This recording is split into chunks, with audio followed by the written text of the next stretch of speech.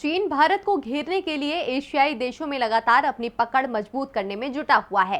वो एशियाई देशों में लगातार अपना निवेश बढ़ा रहा है। खासकर बांग्लादेश, म्यांमार, मालदीव के साथ श्रीलंका में भी चीन लगातार अपना निवेश बढ़ा रहा है, जिसे लेकर भारत की चिंता भी बढ़ने लगी है।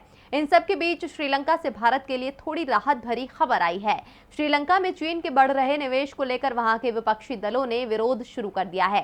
साथ ही इसके लिए उन्होंने कोर्ट का भी सहारा लिया है। तो क्यों है भारत के लिए राहत की खबर, देखिए इस रिपोर्ट में।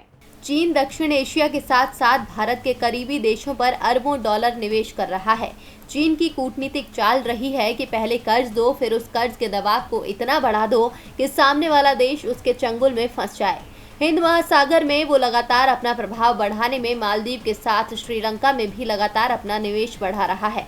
इन सब के बीच चीन भारत के पड़ोसी देश श्रीलंका पोर्ट सिटी के विकास में 1.4 अरब डॉलर यानी करीब 10,000 करोड़ भारतीय रुपए का निवेश करेगा।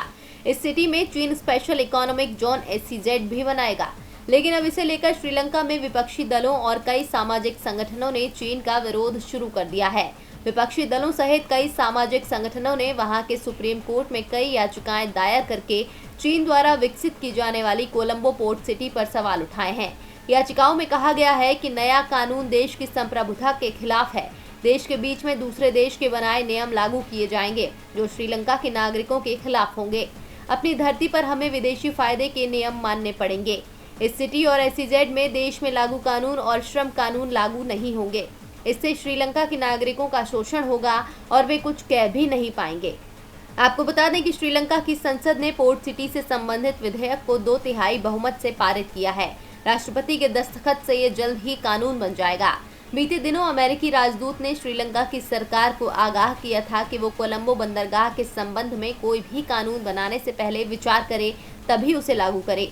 उन्होंने कहा था कि कोलंबो बंदरगाह मनी लॉन्ड्रिंग का बहुत बड़ा केंद्र हो सकता है। इन सब के बीच चीन का श्रीलंका में इतना बड़ा निवेश करना मास्टर स्ट्रोक माना जा रहा है। DB लाइव की रिपोर्ट।